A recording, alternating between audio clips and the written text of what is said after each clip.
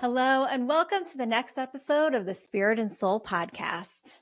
I can't wait to dive into this episode with you today because we are going to talk all about Sedona and a thing or two that I learned while I was there.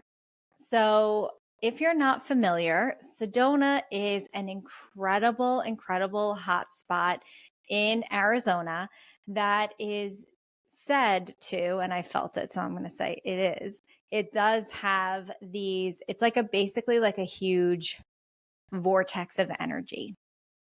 And there are different vortexes all throughout Sedona, and they are known to be in certain particular spots. So there's like a few of them. There's Airport Mesa, and there's Bell Rock, and there's Cathedral Rock, and there's a few others. And we went to a couple of them.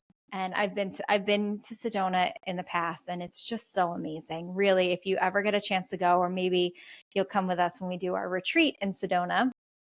But if you ever get a chance to go to Sedona, you will see it's like this. For me, it's like a calling. And I know that our Gabby feels the same way. It calls to you. There's something about Sedona that you know when you have to go, when it's time. And this happened to me, I would say, when did I go? 3 years ago, 2 years ago ish, probably closer to 3 years. I went with Andrew. And it was just me and him that went. And I just got this calling to go there out of nowhere. I'm like, we have to go to Sedona. And as soon as I said the word, my mother-in-law called me and was like, hey, listen, I'm coming to New York and staying with you guys. Why don't you and Andrew plan a trip? And I was like, done, it was like everything just worked out, and it paved its way for us to be able to go. And the first time that I went, it was so magical that when you're driving in, you get hit with the energy. I remember at one point I actually felt nauseous from it. That's how hard this energy hit me. And what we experienced there was so magical and incredible. And I didn't really I didn't think about it until now, the second time that I went there. So I just went there with my whole family now, because we said 3 years ago that the boys would love this. We would love to take them because they're all about adventure and things like that. So I had to go to the Tucson Gem Show, and we decided to make a big trip out of it and do 4 days in Sedona, because we didn't get enough time last time when we were there. So I'm like, let's extend it. So we did, more time in Sedona this time around with the kids. And this was amazing. We also went with my sister Talia, and we went for, if you don't know who Talia is my assistant. She's also the manager of Spirit and Soul Studio, of the shop.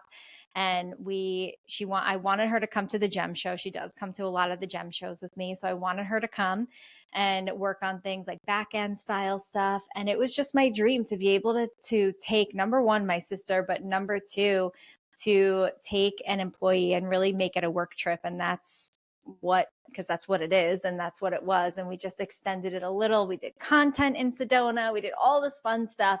And it was really a manifestation come true. And I realized that when we were there the second time around and going to Bell Rock, which is one of the vortexes in particular that we had gone to the first time, and it was really great. We loved it. And as we were walking, so basically the way that it starts out is you start out and it's like a little bit of a hike. It's a trail, okay? And you're hiking along, and then suddenly you're legit scaling the side of a mountain, and you're like, wait a second, I'm scaling this right now, right? And you're really relying on, do my sneakers have good grip? That's really what it is. And there was a lot of fear. And I remember this from the first time around. There was a lot of fear that came up with that. And I had a really hard time the first time that I went. Now, the second time, I knew what I was getting myself into, right? I knew that it was hard. And I knew that, well, I don't want to say it's hard, but I knew that it could be a challenge, or it could feel really scary. And for my husband, who's athletic, it's like easy, like super easy for him. He's just like almost like walking right up the mountain. And, now I've got my kids. So now there's an extra layer of fear. And then I also have my sister, another layer of fear. Okay. Like I am responsible for all of these humans and I have them climbing up a mountain and myself. Okay. So we really like scaled the side of this mountain, and I could feel, actually, before we started to scale it and like seeing that you really have to like climb it, I started to have the fear bubbling up, and it was bubbling and it was there. And I'm like, no, I did this before. Like I had to keep talking to myself. And I had to say, like, no, look at all the people that are up there. If they're up there, why can't you? Right? There was a lot of people there. Like, why can't I do it if they can do it? So, and my kids were like basically running up it. They were fine, completely fine. They were safe. And I know my sister, also Talia, had a little bit of like, oh my God, but we did it. That one was a little bit easier. And when we got up there, it's just so worth it. Number one, you just feel accomplished when you push through that fear, right? And then also, it was just to see this view and like reaching that top of the mountain. Well, we didn't go all the way to the top. I actually don't know if you can. Maybe you can. But it's like legit like rock climbing, and I'm not up for that. Okay. But this one part that's very high up, and you're looking around, and it was just this metaphor for life, I think, that really pushing through. Like you're going to come out of your comfort zone sometimes, and you're going to have to push through. Like you're not going to want to do it, right? Like when it comes to your comfort zone, you're not going to want to push out of it because you're comfortable at all. But when you do, the reward on the other end is so worth it. And it's so incredible to witness what you can do when you actually push yourself. And then also knowing what your limits are. Like I said, I knew that I wasn't going up any further. My kids, my husband, they did. I know what my limits are. When I saw how a little bit more sketchy it was, I didn't trust myself because I'm not an athletic person. I don't do these things, that I knew that I had pushed myself far enough out of my comfort zone for my own safety. Okay. My kids, they trust themselves more when it comes to these things. My husband trusts himself more. Me and Talia stayed behind. And it really was like, I just kept thinking about how if I didn't push myself out, I would have missed even just the views. I would have missed this feeling, right? And then also what I remembered was that on that same mountain, in that same spot, I sat and I meditated while waiting for my husband, who climbed up way further.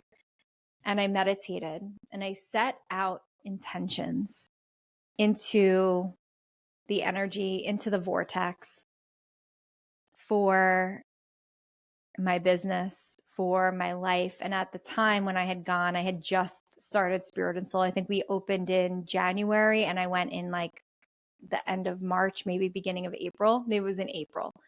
So I had set these intentions on Bell Rock, and I didn't look it up at the time because it was the Sedona trip that we took the first time was so last minute. And I didn't look up what the energies were in Bell Rock. I just knew that they were these different vortexes. But this time around, I'm like, I want to be informed. I want to know which ones I want to go to. And I knew I wanted to go back to Bell Rock for whatever reason. We had gone to Airport Mesa and I wasn't like drawn to go back there again. But Bell Rock, I was like, this is the place. This is the one that's calling me back. It was Bell Rock that kept calling me. And when I sat down, I realized that I had set those intentions and all of those intentions had come true. I set the intentions for my business to be an amazing success and for us to be able to help so many people transform their lives and heal and manifest things in their lives that they never thought possible. And I remember sitting up there and just pouring my heart out on into this energetic vortex and into this place. And as I sat there, it was like the vortex itself, Bell Rock, actually gave me back those memories and reminded me and said, like, look, you did it. So what are we setting up now? And I sat there and I set all new intentions with the energy of Bell Rock. Now, Bell Rock is the energy, like the go for it energy, which I didn't know the first time around. I was just manifesting, right?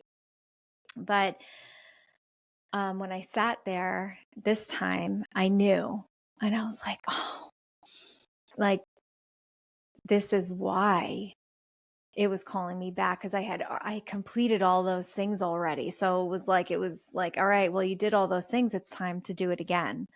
So I sat there and I did it again. And I manifested and I saw the visions unfolding and I saw all the things this time around and I saw them go up into this vortex. And we actually, Talia and I, after we meditated, we sat and recorded a meditation for the Intentions app podcast on Bell Rock and within that energetic vortex. And it was basically showing me how to work with it from wherever you are, and how to almost capture the energy in this recording that we did. So that was pretty amazing. So if you have the Intentions app, that's going to be up soon. But yeah, it was a magical day that day. And then actually 2 days later, we went to Cathedral Rock. And Cathedral Rock was one that I had not done. And we had heard that it was more challenging than Bell Rock. And we're like, all right, in what way? Because we were scaling that mountain. Like, what could possibly be more challenging? Well, it was steep. And when they said steep, I didn't really know what they meant by that. As far as it being challenging, or was it just as you're walking, because it's mostly trails, as you're walking it? No, the trail itself is steep and you're walking up this, what felt like at first it looked like and was kind of built to be stairs, and then it just became really it felt like rock climbing a little bit more, and it became so steep. And at one point, we were climbing up and I just started to kind of get a little teary eyed, because I saw ahead of me and I'm like, this feels hard. This feels way too much. Not even just hard. It felt like I'm already pushing myself so far out of my comfort zone by just doing this, what we were doing. And there was one particular part where we did scale up and using the grips of the shoes. And again, remembering that this is much steeper than Bell Rock, much steeper. And we made it up this one area. And then the next part of it was super sketchy for me. It was a lot of these loose rocks and all these really more rock climbing ish. And a lot of people at this point were turning around. Of course, my husband and my kids went forward, and me and Talia, I went to go start doing it again. There was one more part where you had to go up this kind of scaling that side again. And I started to do it. I was like, come on, I'm going to push it. I'm going to push. And I did start to do it. And I turned around. I stood there for a second.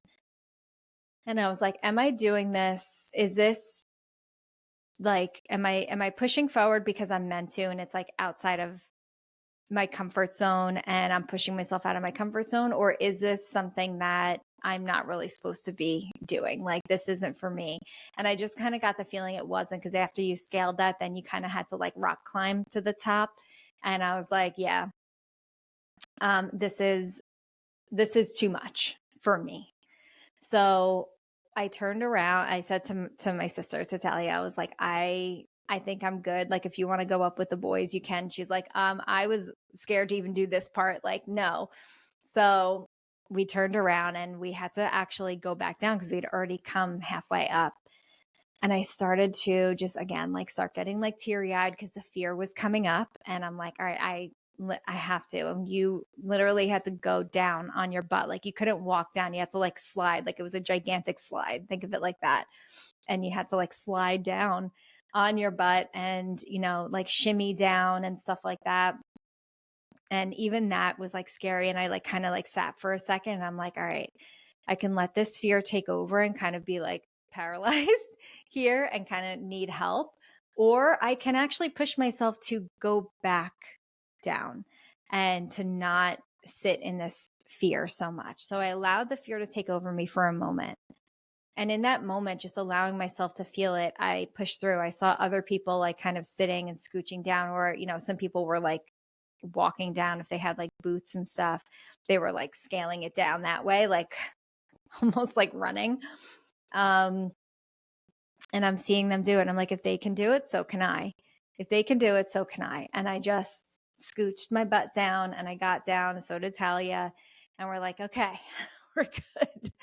And the whole trip ended up, it kept all being about pushing through fear. The whole trip.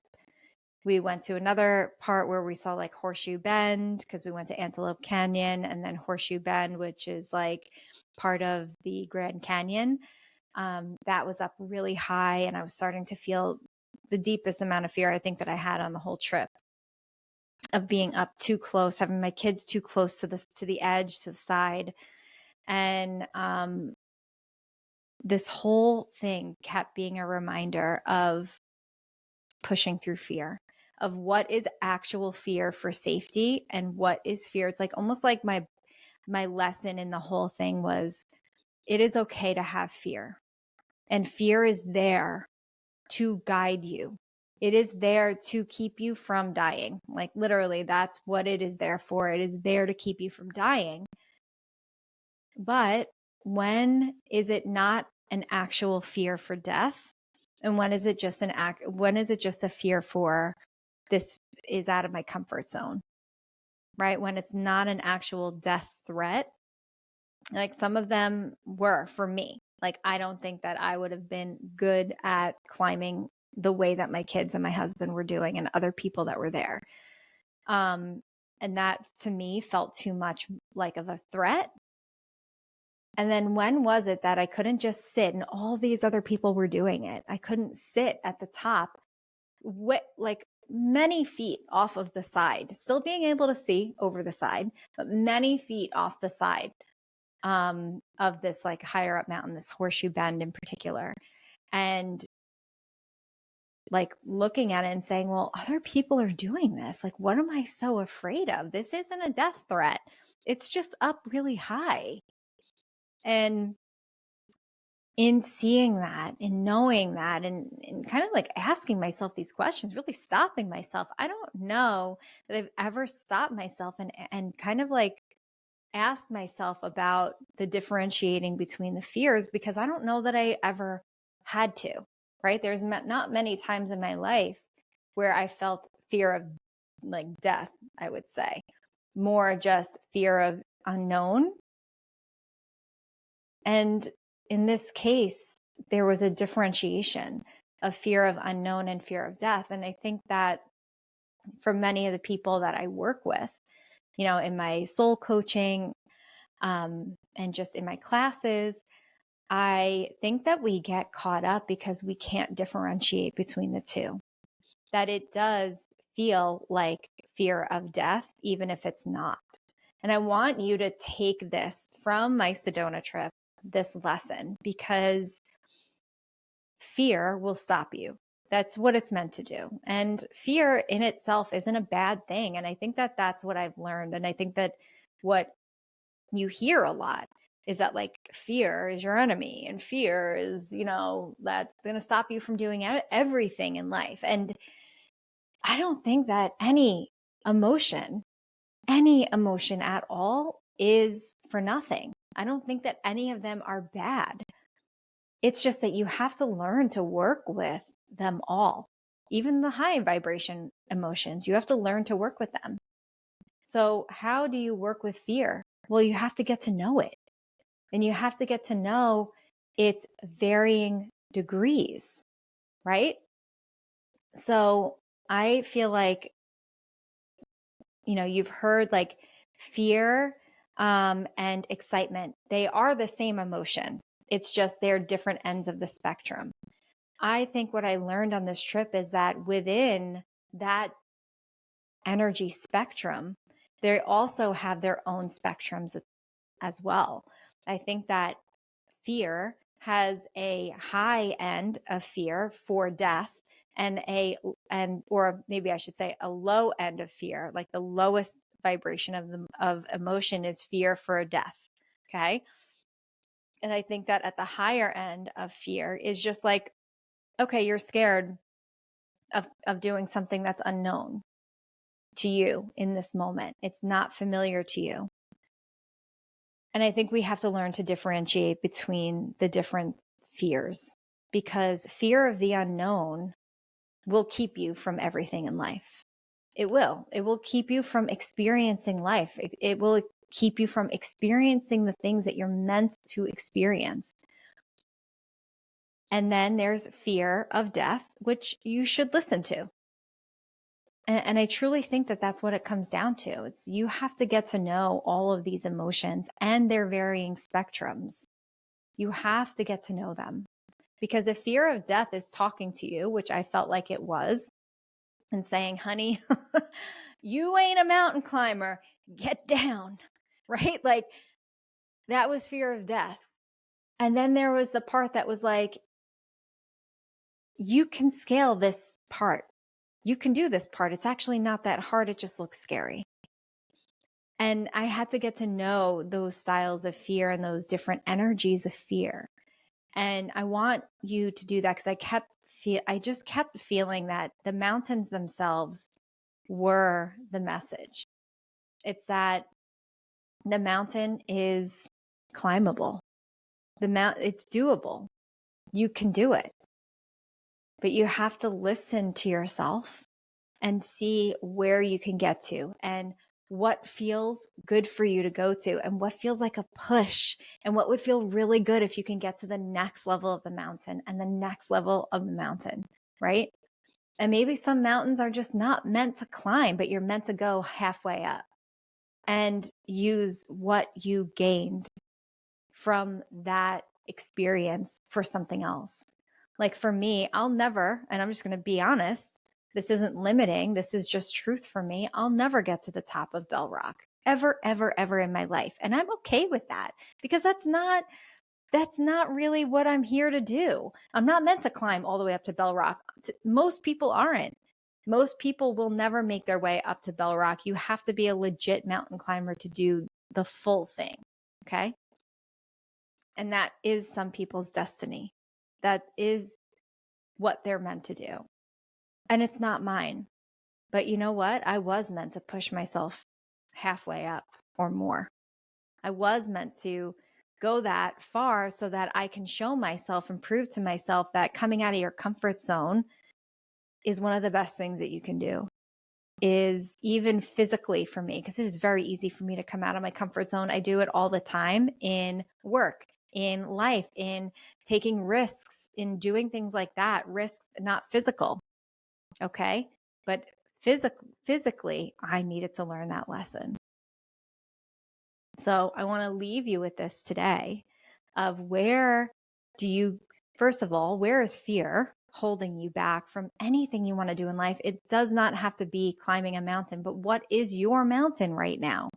Maybe your mountain is that you want to try a new hobby, or like you want to go to like a new class, but you're afraid to do that. Like maybe you want to try like hot Pilates, but you're afraid to because you feel like haven't done Pilates in forever, or maybe you've never done Pilates, but it's calling to you for some reason. I don't know why that popped in my head, but here we are. Or maybe you are ready for a new job. Maybe you're ready to leave your job, and that's your mountain of finding what you're meant to do in this life. And whatever that is for you, I want you to understand what your mountain is and then seeing the fears behind it. And are they legitimate fears? Are they fear of death?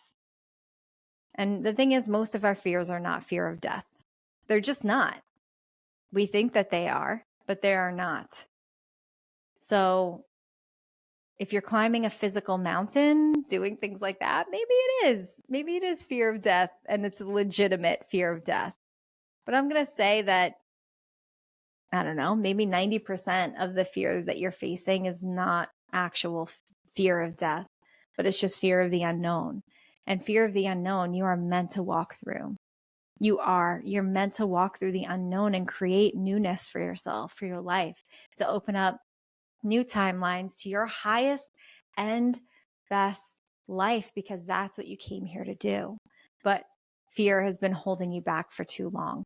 So identify the fear, talk to the fear, tell it that this isn't actually a fear of death. You're actually at the higher end of the fear spectrum. It's just fear of the unknown. So we're going to start to walk it, and we're just going to take one step at a time. So this is what we do here at Spirit and Soul, and we want to support you in that. So if you are finding it hard to push yourself out of fear, if you are starting to push yourself out of, the things that are holding you back in life, allow us to help you. Or maybe you don't know where to begin. Let us help you with that. We can't wait to help you with that. Reach out to us on Instagram at Spirit and Soul Studio, and we'd be more than happy to give you that nice little kick in the butt that you might need. Or maybe you need a pep talk. Either way, we're here to help. All right. Thank you so much for joining me on this episode of the Spirit and Soul podcast.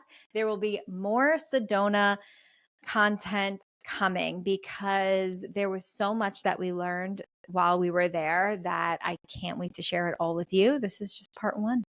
See you next time.